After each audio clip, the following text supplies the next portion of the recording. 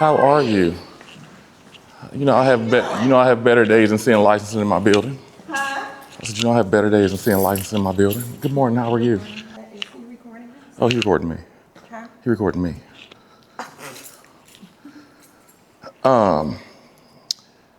Question. Because I'm going back and forth with this this department. Yes, sir. And I just talked to her yesterday. Yes. And I just told her, if we get cited for this and this stays on my record, I'm suing y'all. Because the fact that y'all have been coming out here since 2020 and it's been the exact same setup and we've had a visit every single year since then, and that there are no licensed children in this building, and Rising Stars Academy childcare is closed, y'all can't cite us and we're closed and there's no children here. I told her y'all can look at them, but I also told her I'm not giving y'all nothing that don't have LIC at the bottom of it. That's fine. So, I mean, all y'all can get is a roster of the kids. I think it's the kids and the kids' date of birth and stuff like that. Okay. But I can't give y'all these private school children's files because they're private school children. If they were licensed care, then you know how I operate already. If it's licensed care, I get a whole binder and it is what it is. So whatever you want to provide for us. Okay. That's fine. Okay. Did you come to my site across the street? Was that you? Did you go to the site across the street? I was trying to figure, I haven't met the lady that did it, but she was like, oh, I'm not coming back over here no more. I said, why not? She said, oh, the office did warn me about you. I said, what you mean the office did warn you about me? She said, they didn't tell me, they should have told me about you before I got here. I was like, you just can't come over here and play in our face. I don't know who it was, but she was trying to cite us for something. And then she stepped out and called the office, and then she came back in, and then she came in with that authoritative attitude, which is what got to me. And you was wrong. So then once she went out and got the right answer, she came back and she was like, and I was already on 10 by that time. So she hurried up and got her stuff and did the report and then left, but then she had to come back for the follow-up visit. And Ms. Isis told me when she came back for the follow-up visit, she didn't even want to come inside. They was like, let me call Ms. She's like, no, let me just give you the report so I can get out of here. Good, likewise.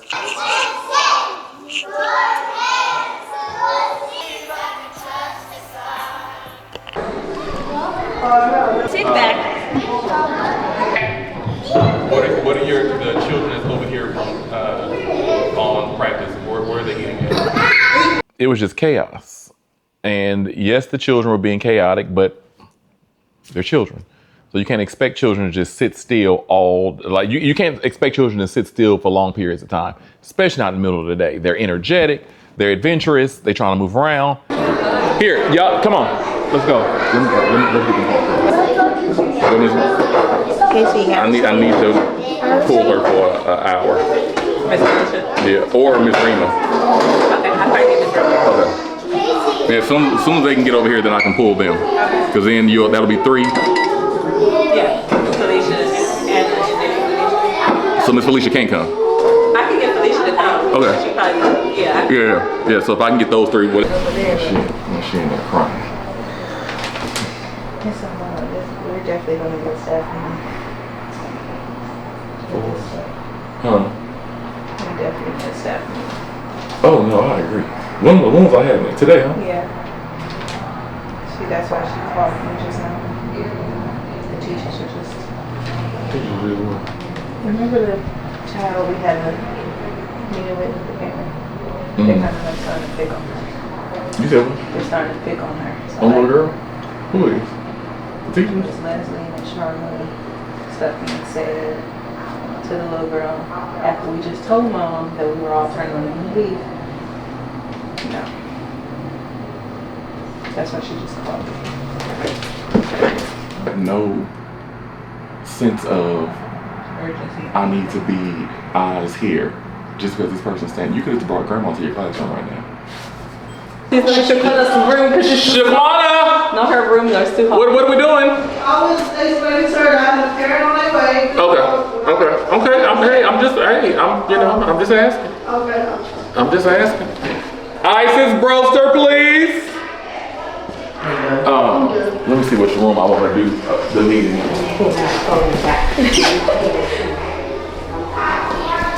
Okay, 1 second. That one got the little people chairs in it. Yeah. This room's too small.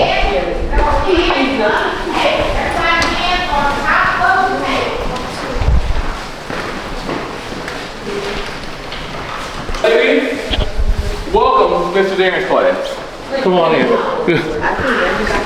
Unlike the parents, you guys went to school for child development.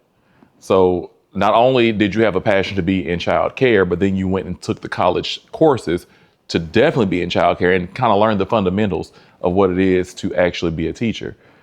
With those things, we learned that, you know, children operate off of emotion. So if you're operating, if you have a certain emotion about you, the children are operating off of that. They need to understand that it's not a pretty picture out here, especially not this day and age. So we have a lot of parents that live in this community, which that particular school was in the inner city. And I mean, let's not be stupid here. We know what kind of problems and issues operate in the inner city. The inner city has issues that the parents of Beverly Hills just don't have and just have no clue about what's going on. Welcome to Mr. Darren's class. How are you guys this afternoon? Awesome. Amazing. Excited? I am so excited to have you all in Mr. Darren's class today. I'm doing amazing. You guys do an amazing job in your classrooms as teachers. I won't even take that away from you. I think I've always given kudos to the teachers here, have I not? I typically come, let me tell you one thing about me. The less you see of me, the better. Unless we're doing something fun, right? I have all these locations amongst a bunch of other different businesses, right? So I like to come on campus and actually have fun. I don't want to come here because a child's behavior has gotten so out of hand and I need to meet with the parent and the teacher. What Miss Isis is here for? I've done all that already, right? I've opened up all of the locations with the exception of this one, and I had a heavy hand in one across the street because when we opened it, COVID hit. So I've already been through here. There was a point in time where I knew every single student, every single parent, every single staff member. That's just what it was, right? I was on campus every single day at a site, from sunup to sundown. Every parent knew me by name. Every parent had my cell phone number.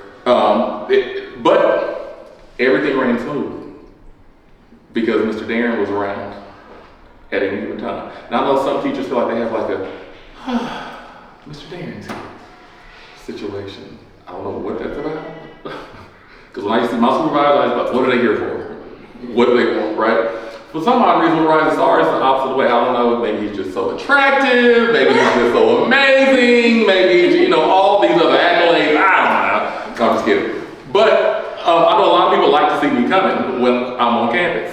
And I'm like, that is so weird to me. Why everybody's so excited to see Mr. Darren on campus? Good energy, yeah. Right, the energy's amazing, right? See, and whether I'm here to deliver a great conversation or terminate somebody at the end of the day, my energy is gonna always be amazing. Because at the end of the day, I always say I don't fire people fire themselves. Nobody's here to be fired, let's clear that up, right? But I'm happy to do this meeting because I feel like there's a lack of respect going on. And I don't feel like it's an intentional thing, if I'm being completely honest. And I'm asking some questions. I've talked to some students, I've talked to some parents, I've even talked to some of you guys in this room. And I feel like there's a lack of respect here for our director. I'm a problem solver, so I don't mind solving problems. But my biggest issue is with staff. That is the one part of the business that I can't fully control because these are other humans, right? So I can't fully control that, but my biggest issue would be staffing issues. It wouldn't even be that's if I had to do a hierarchy of what I like least about running businesses, it would be the staffing aspect. Not all my staff. Let's be very clear, because I have some amazing staff. So not all of my staff, but there are some. There has to be a level of professionalism. There has to be a level of admin that has to be handled. Because at the end of the day, as great as we are with the ECE portion, we have to be equally great in the office. Because it takes a lot. That's where the parent communication comes in. That's where the staff communication comes in. That's where the notices are coming out. That's when the school year is planned. That's how when the operation of the business comes into place. I think when we look back and we look at the parent complaints and we look at the staff complaints about communication, and there's only so many times that you and I are going to sit and have a conversation about miscommunication. Or, well, we didn't know this because we didn't get the communication until 2 days ago. And then you guys end up being frustrated. And then we have the parents that are frustrated. Now, everybody's frustrated, but the frustration boils to this one individual who did not communicate to the entire team, parents included. And then who has to deal with it at the end of the day? Mr. Darren. And that becomes unfair to me. And after weeks and weeks and months and trainings and conversations, and it's not changing at the end of the day, Mr. Darren cannot be looked at side, because then you gotta start judging me. Because at the end of the day, yes, she's our supervisor, but you the owner. So, and you know what's going on, right? So at some point, forget what we said about this individual. When are you gonna man up and fix this? So I know y'all don't say that. I'm not crazy. So if I make a decision, it's for a reason. And trust me, I don't want to fire anybody, because if y'all knew how hard it is to get people, quality people in, and then get them trained and get them acclimated, trust me, I would much rather just work with what we got and let's perfect this than bring somebody new in. So in that, now unfortunately in this, we also didn't stay on this side of Imperial.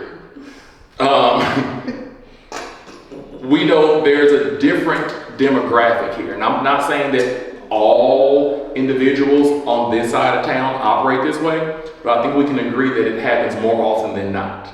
Yeah. Right? So there's a level of the ignorance meter heightens when you get on this side of town. And we can't fault the children for that. We can't fault the children for who they've been raised by, right? And you guys have heard of generational curses, right? So if you had the ignorant mother, she had an ignorant child that ended up having an ignorant grandchild. So that's why a lot of times our parents are ignorant, and then when we meet their mother, they're ignorant, which is the grandparent. And then we meet the cousins, the aunts, the uncle, and they're all ignorant. So you just come up with a lineage of ignorance.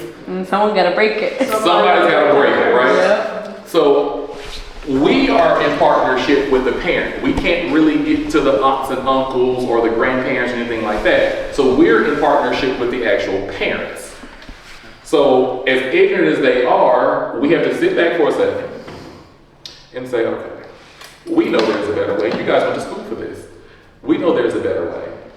We know the professional way to operate with these children.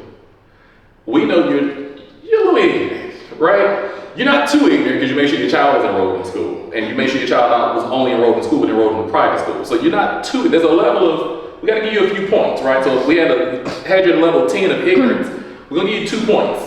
1, for ensuring that your child was enrolled in a private school, and 2, ensuring that your child comes to school every day. So we'll give you 2 points, then you get a level 8 in ignorance. However, everything else, professionalism, all those types of things, you really might not be that, right? So that's where the community piece comes into place. And that's where I need you guys to step in place and think outside the box. Because at the end of the day, you can get more with sugar than you can with Salt, lemon. No, it's not the word that I'm looking for. It's a 4-letter word. It begins with an S, ends with a T, and people typically can't say it at work. That's not like tea. Yes. Sugar, honey, iced tea. Yes, sugar, honey, iced tea, right? You can get more with sugar. If I offered you guys, hey, can you do this for me? I'll give you a little sugar. You guys are more prone to do it than I came with a bowl of something else and said, hey, can you? You're like, no, I'm not doing that, right? So I say that because when we're dealing with the parents, you get a lot more with pleasantries, right? If they're upset, I know you guys are all human, but they're not upset with you. So when they're upset and then you match the energy, who's at fault in that situation? We are, because we let them feed into us. Absolutely. And I always say you never know what people are going through. The reason I say this is we have 2 students that go here. And I've gotten these reports of their behavior, I've gotten these reports of how they operate, I've gotten these reports of how their mom is, I've gotten these reports of all this stuff, right? And I tell you guys the case note everything for a reason. So I read through the case notes validated everything that I heard. We have a meeting with the parent. I walk into the meeting late. Ms. Shaquana, Ms. Isis were already in the meeting. And I come to the meeting late because I was notified late. I literally told Ms. Isis the day that you know you have this meeting, because since she's not answering my phone calls, the day that you had this meeting, call me. So Ms. Isis called me. It was early in the morning. I jump out of the bed. I'm on my way over here. I come. As soon as I walk in, anybody ever walked in a room and it's tight, it's like the energy is just, everybody tight. Ms. Isis tight, parent tight, Ms. Shaquana, she tight and nervous, right? It's a whole situation going on in this situation. And I walked in, hey, good morning everybody, how's everybody doing? Because at the end of the day, I don't care who's typing here. At the end of the day, nobody's getting ready to be tied if I have anything to do with it. Because at the end of the day, we have a parent whose child is enrolled here. We have a director who's over the school. We have an assistant director here. And everybody right now should be smiling, as far as I'm concerned, because we're all here for one purpose, and that's for this child, or these children. So when I come in and we're asking questions and the parent rolling her neck and doing it, I'm like, oh, okay, you know. Though y'all don't know this about me, I like all that carry on. I love it. I love for somebody to do all the cussing and all. Oh, I love it. Because at the end of the day, they don't know this, but I'm the owner here. So guess what? You can do all that, and at the end of the day, I make or break the decision whether you're still going to be able to come in or out of this building. So do all of that. And at the end of the day, my goal is to make sure we meet on a level turf and that everything is great and we can move on happily ever after. Or not. Those are two options. However, I came to this meeting that day knowing that this parent operating this way, there has to be something going on. There has to be more. I don't believe this parent wants to have an issue with Miss Sharma, Miss Shaquana, Miss Bailey, none of y'all. The cameraman, nobody. She doesn't want to have a problem with any of this, right? And I came in and I talked to her. She was very uptight and she was very upset and she was angry and the things that she was saying just wasn't making sense to me. And I'm asking questions to get clarity on the things that she's saying, but then instead of giving me clarity, she's going around in a circle, and then when she couldn't answer, she said, it don't even matter. So what now, Mr. Dan? What? I'm just not gonna say nothing. Just what? What is it? And I'm just like, it's something like deeper. It could be a mental. It sounds like a mental illness, or not. And the reason I say or not is because in this situation, it wasn't a mental illness. I feel like it could be something that can draw somebody into mental illness. Yeah.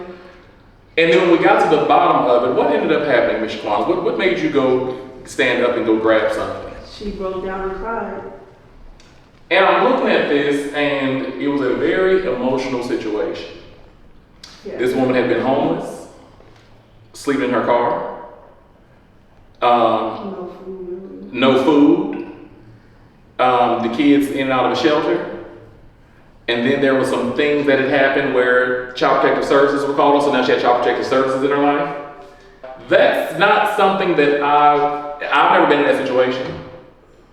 But I'm quite sure that's not something that I want to wake up and put a smile on my face about every morning, right? And having a conversation with this parent without us asking, this is now she's just letting it all out. This is us just sitting there looking at her at this point. And her cries were, I just want the best for my children. Like, I know you guys may look at me differently, and you know, just because I'm homeless, and I'm looking at you like we can't judge you. We don't know. I have no right to judge. We don't know what you're. We can't judge you, right?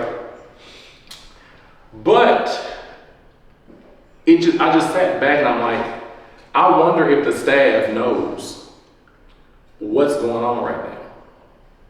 Has the staff really looked at this parent? Because if you just take my advice, my simple advice of nobody comes up here upset because of us if we haven't done anything, right? Has there been a teacher or a staff member that thought outside the box of this parent is always upset? Maybe I can ask for a 10-minute break in the middle of the day and actually call her and say, hey, you know what? You came in this morning a little upset. I just want to call and check on you because you are one of my students' parents. I just want to call and check on you. Just make sure everything was okay. Being Yeah, homeless. I was living couch to couch when I first moved back out here, so. Yeah, but you had a couch to move. But you had a couch to go to. Right, yeah. Not living. Right? You didn't have to worry about trying to figure out where you were going to park your car Yeah. safely to ensure that you and your children had a good night's sleep.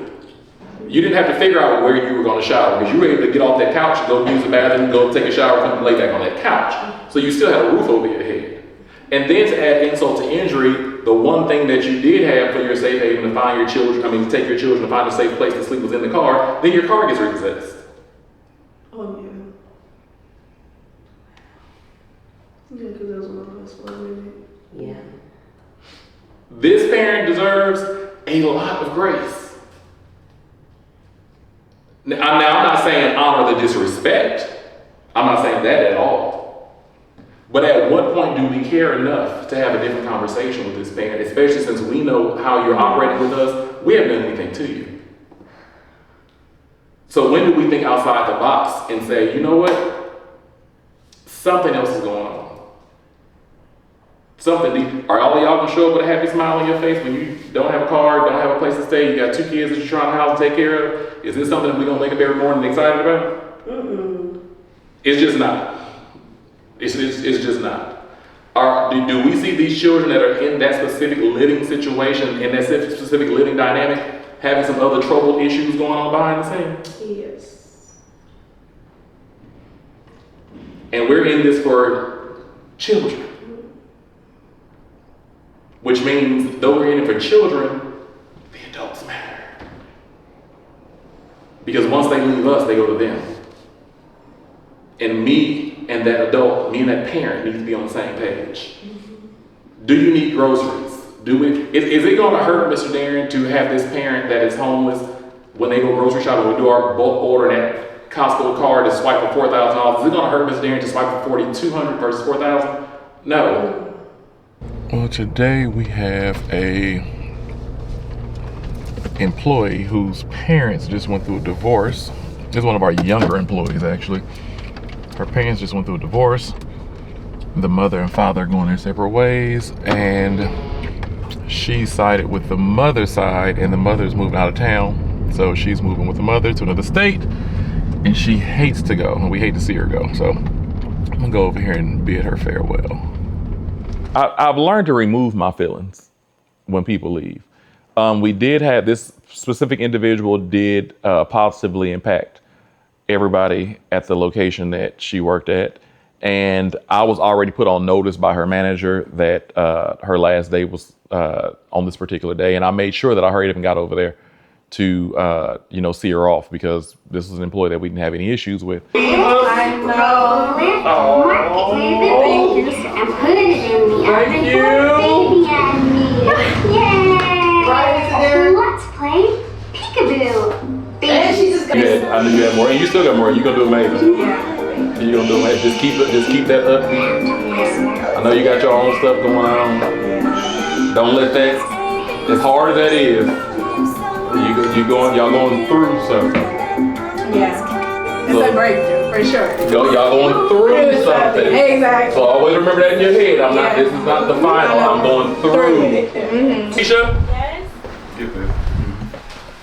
Not get this. What? I don't know what you did to this young lady where you have her leaving us. You didn't make a strong enough impression. Kamaya, you better come to my defense. You didn't make a strong enough impression, Kamaya, and now she leaving. It has nothing to do with Miss Ganesha. It has nothing. Tell him how amazing. She has been very supportive through everything I've been through. And I just sad. Even just, not every day is the same at RSA, but she tries to accommodate us as much as possible. She has been the best support. When I say support system, I'll sit in here and just cry. Oh. Thank you. See ya. So she's been a very safe space. Like, yeah, that's why she got a letter. I was like, let me. Not that. I really appreciate that though, and I express this to you. You are an absolute light, and wherever you go, I hope that you do amazing things. But RSA is always home, and you are always family. Absolutely. Yeah, so sure. like every time I come at RSA, it's always a bright smile. I know that if anything, we're gonna have fun while playing. Right. Learning is fun, and I always say that to my children, like, let learning be fun, because if it's constructed, they feel bored. But when I go and I'm like, hey, what we about to do, and they get so excited, and they feel like knowledge, and that's one thing I wanted to teach, like, the kids, is like, you are seen, you are loved, you are valuable, your voice is heard even at this small age. Rising Stars means a safe haven. Rising Stars to me means Black excellence. Actually, I say Black excellence, but we have a very multicultural staff, multicultural students. So I'm not even just gonna say Black. I'm gonna say Black excellence on my behalf. However, as an organization, I wanna say community excellence as a whole. Excellence is what I wanna say. Are we perfect? No. Are we excellent? Yes. So I wanna say excellence. That's what Rising Stars means to me. We strive to do everything in extreme excellence. And though we may not hit the mark 100% of the time, that 90% is still an A-. So excellence is what Rising Stars means to me.